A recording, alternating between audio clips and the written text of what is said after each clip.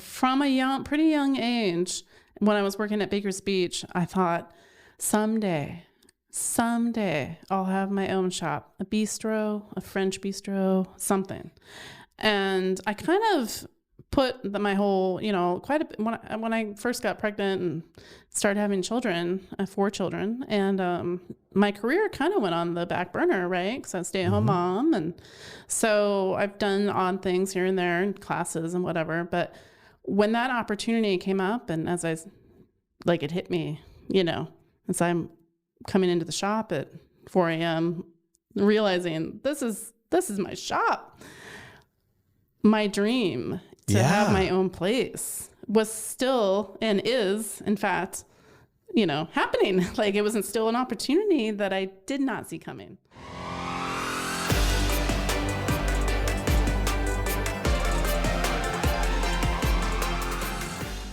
I have the amazing opportunity of sitting down today with Whitney Bennett, who's the owner of the Storyboard Delight Cafe in Longview on Commerce. And we're going to talk a little bit about how you got to where you are today. But I think we want to start way, way back. And you had some interesting things happen in high school that opened the door for an experience as a chef, pastry chef, that set the course of your life, which is really unique. It doesn't usually happen like this, but it happened for you that way, Whitney. Could you kind of just start wherever you want in that story, and let's just find out how you got here, how you got to Longview.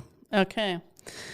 There is a little bit of a funny part of that, because as a child and growing up, I love nature and bugs and animals and trees, and I was always in the trees and finding cool bugs and this and that. And so Mount Baker Cafe, where I began as a baker, well, actually a dishwasher, but is kitty corner to Mount Baker Park. So I spent, oh my goodness, so many hours in the park climbing trees, this and that. And then I'd head over to the cafe, grab a coffee or whatever. I mean, I was just this little naturalist. My friends just thought it was the funniest thing ever. One day when I was at the cafe, I heard that they were hiring a dishwasher. And I begged my mom and dad. I was 15, almost 15 and a half, and if I could get a job. And so they agreed, okay, but you have to keep up your studies. I think I was a freshman or a sophomore. I don't know. Anyways, so I got a job as a dishwasher at Baker's Beach Cafe, Mount Baker neighborhood in Seattle, South Seattle area. And I was always at the pastry table those first couple weeks, like, what are you doing? What's this? What is that? And they finally said, you're a baker. We've got to train you as a baker. You're going to, clearly. So your focus switched from bugs to buns. Right. Yeah, you found something that you're really interested in there. Yeah. Well, and I thought I would be going into a science field, like wildlife biology or something. And then all of a sudden I found myself in this position at 15 and a half as a baker. Yeah. So I worked there for 5 years. Loved it. I would go to work at 2 a.m., fill the pastry case by 6 a.m. and off to high school, for the day. And so they would just show you the combination of ingredients that needed to be put together, and you would make it. Well, we had or did you do it with someone else? At first, for sure, yeah. Lenny and Patience were Annie were my trainees, or my trainers, and they taught me everything, from the start on. Patience, oh my goodness, she taught me so much. And I loved it. I loved the science of it and the yeast, and I love working with dough. And we had this big butcher block pastry table. Oh, we made all our own bagels. And oh, wow. So they taught me how to make all the pastries. And then eventually I was filling in, and by the end of it, I was one of the lead bakers because, I think Annie had gone on, she moved and, At 19 or 20? I was, 19 when I left Baker's Beach, but I was also at that time going to Seattle Central Community College. So I had decided my senior year, I wanted to go to culinary school and kind of follow in the footsteps of both the Bennett family and the Whiting family, and become a pastry chef. So I had started at Seattle Central Community College in the pastry arts program, and trained under Chef Reed and Chef Bernard, Regis Bernard. I always call it, he's the French chef. Oh my goodness, he taught me incredible skills. Classically, he was classically trained. At the age of 14, he apprenticed in Saint-Germain-en-Laye outside of Paris. Grew up in Normandy. And that's what they typically do. I don't know now, but, about 13, 14 years old, they go off to apprentice. And anyway, so he was my chef at the school, primarily because that was my field. Dawn was more into the artisan bread and the pastry. But so I went on to do some competition and various things in Seattle. In 1999, Regis and 2 other students went to Paris to the Coupe du Monde de Pâtisserie, which is basically the World Cup of baking. Oh my gosh. I know. I was so excited. And my mom flew for 40 years, chief purser for United. So every year I would get like booklets of tickets to fly standby. So I was like, Mom, can I go to Paris? She was like, okay, well, What kid does this? Right. So 1999, I went to Paris with Chef and 2 students, and we went to the expo and watched. It's all the top pastry chefs from around the world that come together and compete for like a week. Oh my gosh. Yeah, it was amazing. And Team USA was there. You must have been starstruck. Oh, I was. I took a million pictures, with an old disposable camera or whatever it was. Instamatic. But, yeah, right. Yeah. It was amazing because it's all sugar work, chocolate work, and pastry. And so you would see they would have structures and like these amazing, what you see on TV now, all these shows. That's what they were doing in the 90s when they, way before that. But anyways, just to see this, like, within days, what they created with chocolate or just sugar. Like it would have to just be sugar. Wow. Pulled sugar, pastillage, all kinds of stuff. So, and that year, I believe Team USA won the pastry. Oh my gosh. So the best baguette, the best, croissants and everything. So, and then on the same trip, Chef Regis took me to meet Chef Potier at the Pâtisserie in Saint-Germain-en-Laye, where he apprenticed. Oh my gosh. To see if Chef Potier would allow me to come back and apprentice. And it was a really big deal. And he agreed. Oh my. So I went back. I thought the story was about to end. Right? Yeah. No, I went back home, and then it was September of 1999. I went back to France. And there was another student that also got approved. And so the 2 of us went back, and we were the first woman to work in their kitchen. Oh my gosh. And I did not speak fluent French at the time, but oh boy, was I. I was working on it. So there was some, Chef Frederic was not super keen on having these 2 young American women that didn't speak French working in his kitchen. So there was some heat at first, but by the end of it, I quickly found my way in the basement. So it was like this 1,600-year-old building in this little village. Oh my gosh. Oh yeah. And the top floor is where Chef Potier lived if he wasn't at the country house. And then the chocolatier work and the confectionery was there. The second floor was the magasin, like the storefront where they sold everything. Mm-hmm.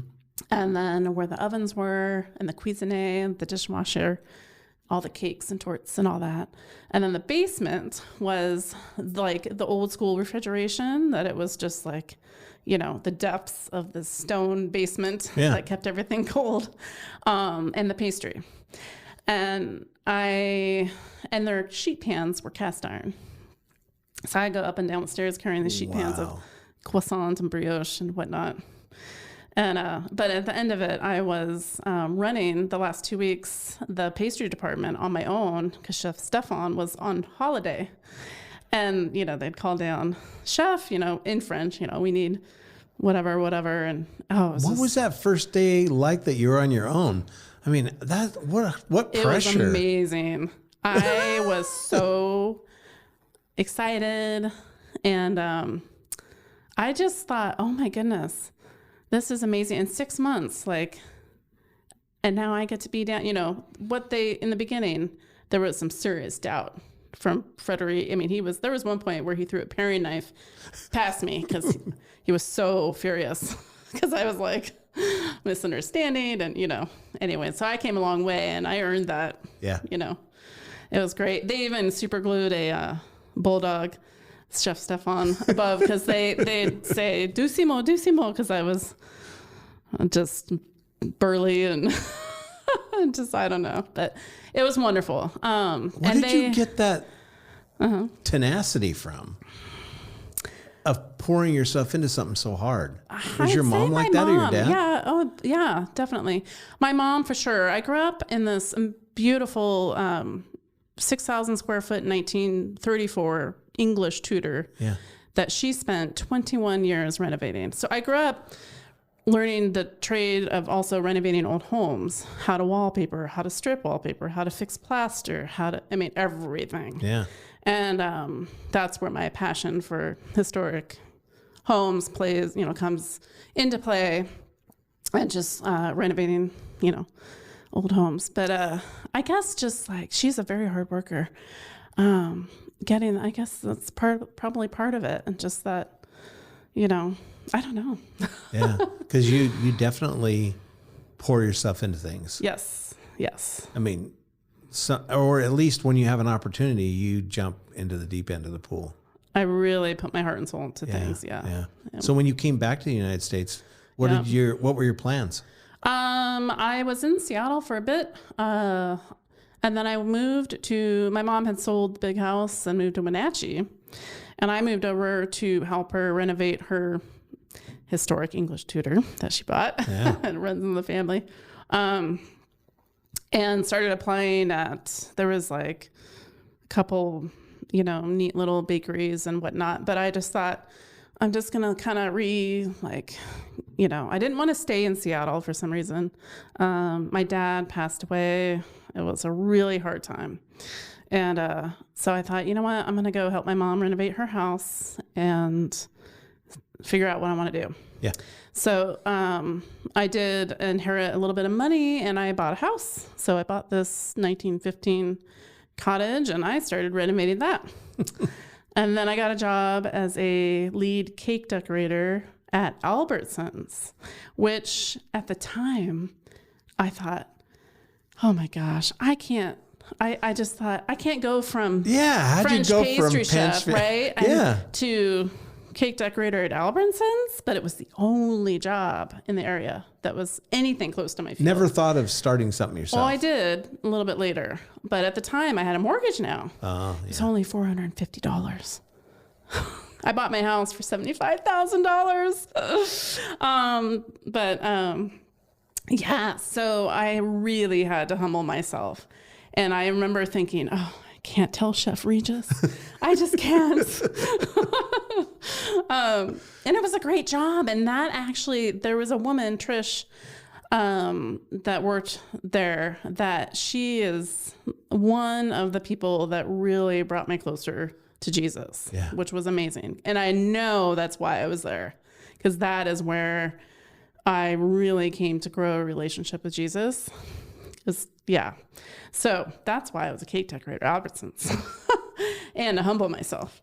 But then I did start a wedding cake business on the side. And then I worked as an artisan lead baker at a bakery. Can you, I don't know how to ask this. Can you lose your skills if you don't use them? Or is it something that is in you? It's in you. It's really in you.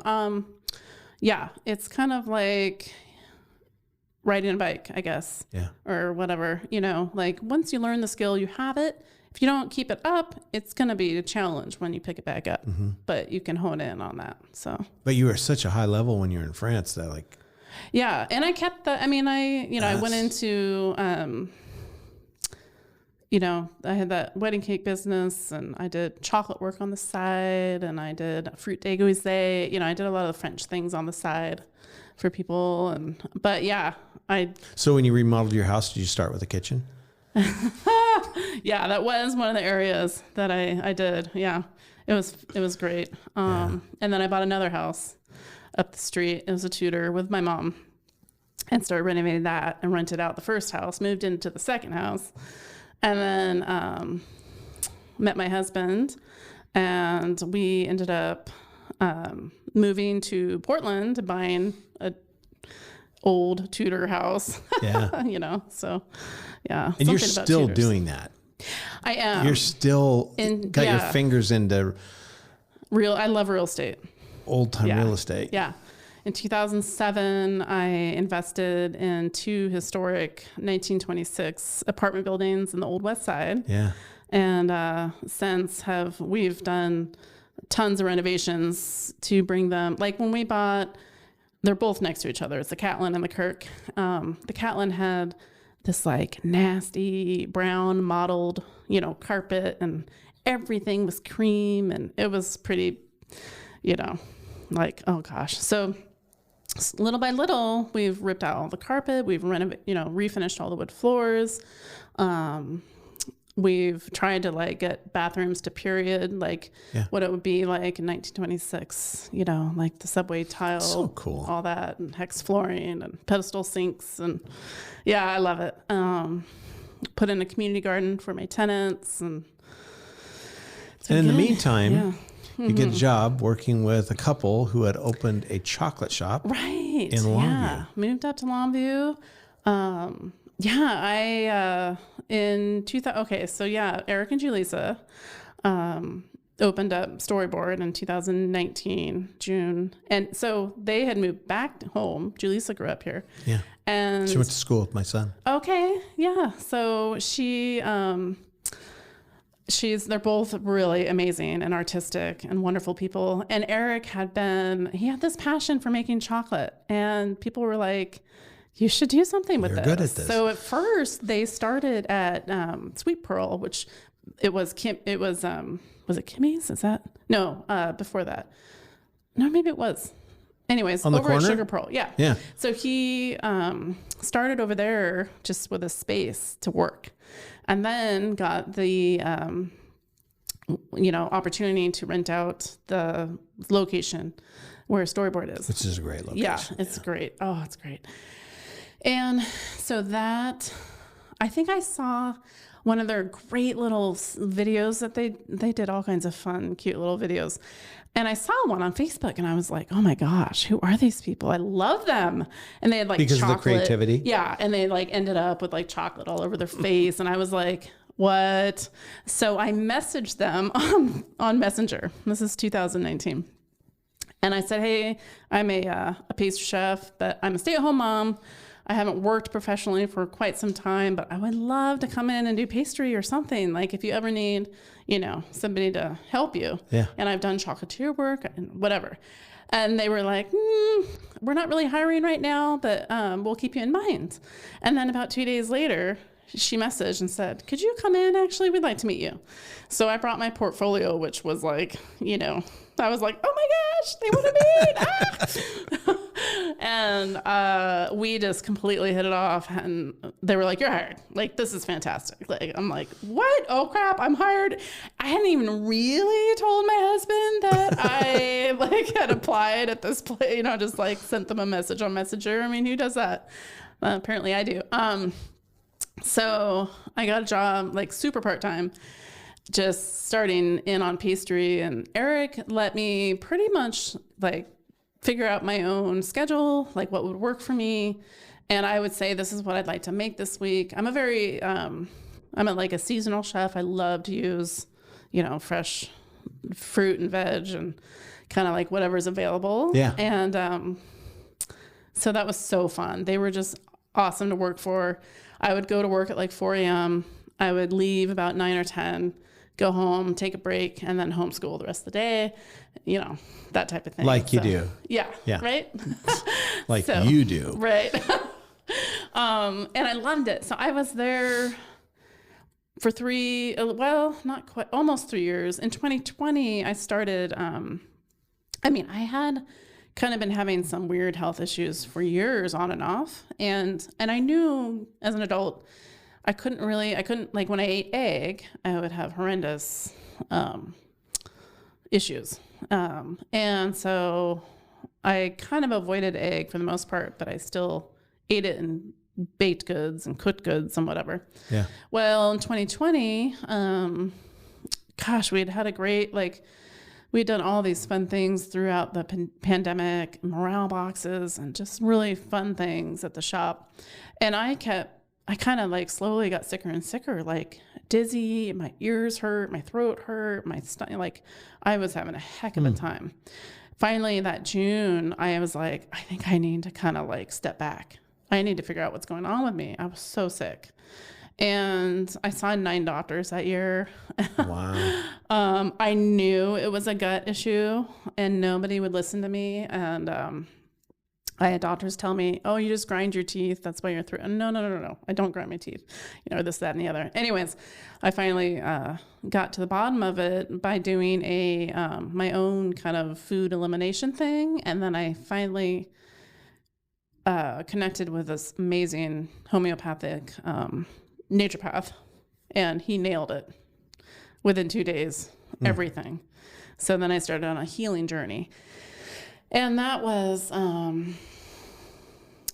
tremendous. It was really difficult because I was allergic to eggs, peanuts, and then sugar, essentially sugar mixed with fruit.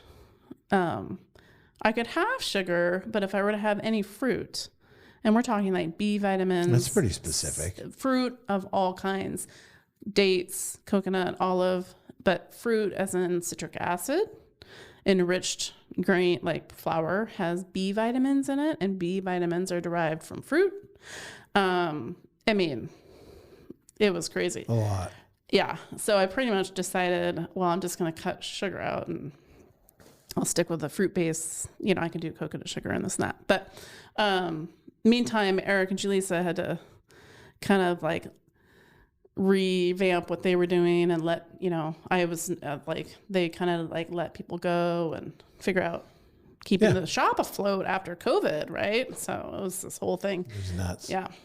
So, so last December, I still went in shopping. I would buy every, Christmas, I always get my tenants gifts. So I'd go in and buy 10 chocolate bars and gift cards from Raw Juice Bar and this and that.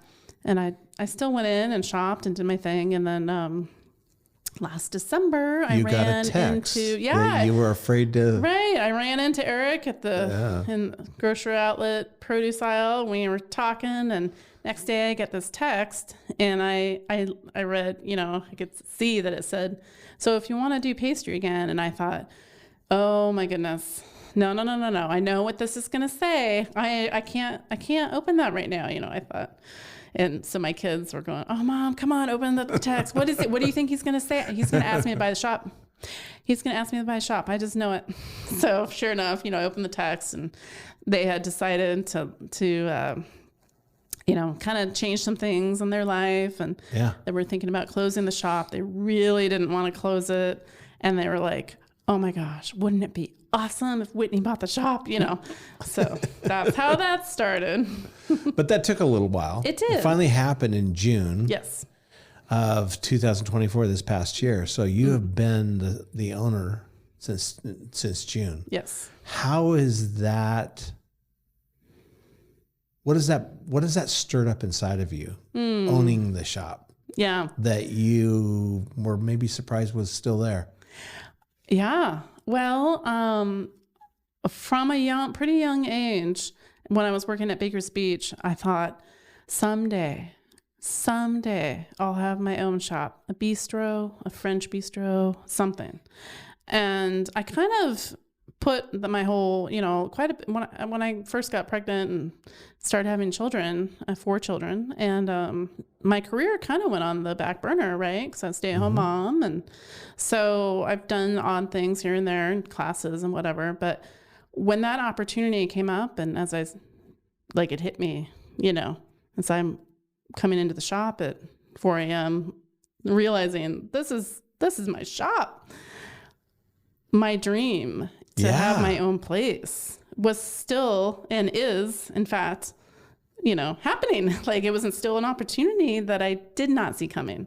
Well, when we first started talking a couple, months ago, the thing that struck me about you, and it was kind of weird, but it was like you had this sense of gratitude and humility about you that was really noticeable. Because I'm around a lot of people, and a lot of people struggle with a lot of stuff, but there's not a whole lot of gratitude out there that's pure. That's the kind of thing, like when you wake up and you feel like, I'm so glad to be alive today. Yes. I love today. I love the potential in today. And you seem to have that. Yeah. And I just want you to know it's noticeable. And it really makes a difference when you come into the shop and there's somebody who is really glad they're there that day. Thank you. Well, I appreciate that. I've always been a fairly, glass half full type of person, optimistic, just trust in God, trust in what life brings,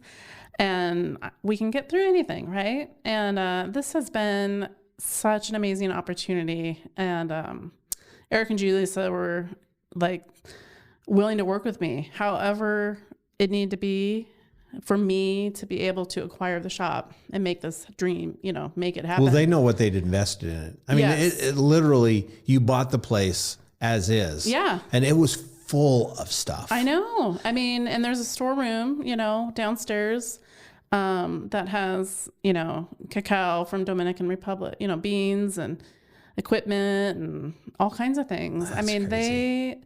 They were ready to pass on the baton, and they knew, that I was so excited. Yeah. So Eric's focus was chocolate. Julissa was just kind of an eccentric about everything that she did. Yeah, she's an actress. She's an artist. She's an interior designer. She was also doing chocolate. So yeah. So and then you brought in the pastry side, right? Kind of just barely expressing it because you just the time commitment and your family and stuff like that. So you've got the chocolate, the pastry, the eclectic surroundings. The other thing is that I got to say this about you. You are amazing at opening the door for other people to collaborate with you, and you collaborate with them. When I found out that you were working with Matt Keebler and that you were selling his coffee and he was selling your pastries, I thought, this is so good for Longview. Yeah. This is so good for us to have that kind of cooperation, because it seems like everybody's out to make a name for themselves, and you obviously want Matt's stuff to stand out too, and he wants your stuff to stand out too. Well, and it's so great because and Eric and Julissa they already had the chocolate connection with Matt and Amy. Yeah. And they were, I was like, I absolutely want to honor that and carry that on. And then I just started doing, some pastry for them, which has been working out great. That's good. But it's so fun too when customers come in and they go, oh, you do espresso, and they're like, oh my gosh, Keebler, they're like, oh, that's so cool, and they realize that, and then I go, oh yeah, and the Keebler, they use our chocolate, and it's really fun. But I am hugely passionate about community support and collaboration and just lifting up other small businesses, and so I use local eggs from Sweet Mama's Eggs. There's a grist mill that I'd like to talk to that dropped off some samples. I'm meaning to reach out to about flour, all kinds of stuff. So a lot of local merchandise is local artists and stay-at-home moms and, authors. And so you've got a huge palette that you can work from. Yeah. And you've got a place to put energy into now. So fun. So what do you want to do? What do you want to do next? What do you want it to become, kind of? Oh my goodness. I really would like to elaborate on the French desserts and pastry that I am like that nobody else has seen in Longview. So that's something that I love to do. I'm interested in that too. Yeah. From a selfish standpoint. Yeah. But I also want to establish, or reestablish, I guess, a place where, people come for events and clubs and, private space, like private events, parties. Another thing I'm very passionate about is, nurturing anybody that is thinking about cutting alcohol from their life or that is alcohol free. So I've started hosting sober Saturday socials every Saturday from 3 to 6. And people, like, there's a gal that came in today and was like, oh my gosh, what is this? I'm like, oh, this is Seedlip. And it's a UK company that makes really wonderful, like almost medicinal spirits without the alcohol. Yeah. So it's like I have 4 different blends. It's like spice and herb and, herbal and whatever. Anyway, so I've created drinks with those, like mocktails, Yeah, I noticed those the other day and asked Julissa about and them. I'd like, a lot of people are like, get your beer and wine license. And, I really feel more called to get more stocked up on non-alcoholic options for people instead. Yeah. And to be a place that if people want to come in the evening and have a, non-alcoholic beer or whatever, like they can count on coming to Storyboard for that. I feel like there's so many other places that offer alcoholic drinks. I don't need to be another one. I could actually be one that focuses a little bit more on the alcohol-free life. So fostering community without alcohol being at the center of it. Right. Yeah. So I'm just, that's something I'm also passionate about. But I'm sure that, well, you're in a historic part of town first. And so there's anything could happen there. You could do anything you wanted. Right. And you're at that place where your kids are all teenagers or just a little bit out of teenage. Right. Yeah. So you got a lot going on there.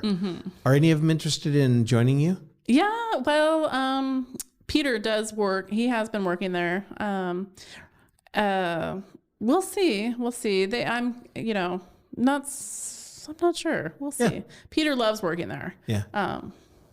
So there's no scientists in your family. Yeah. But I did create a new chocolate for Ellie and I that we can eat without any issues. It's a milk chocolate with coconut sugar instead of cane sugar. Yeah. In fact, that's what I was tempering on the way here. That's why I was late. I was getting all the coconut milk chocolate tempered. Oh.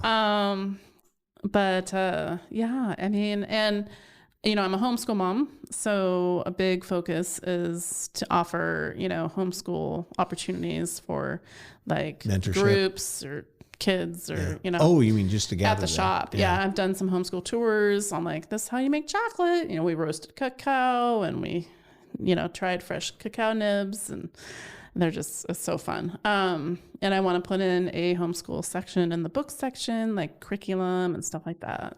I'm really excited about, first of all, thank you for doing the interview because you're squeezing me into your schedule, which is very busy. But the other thing is, what a huge blessing for the city. I mean, Storyboard Delight was a great addition because it was very eclectic, very different than anything anybody had ever seen. But I have a feeling there's more different coming. From you. And I can't wait to see what you do next. Whitney, thank you so much for sharing your story, but also for sharing your life with us. It's really important. Yeah, thank you so much.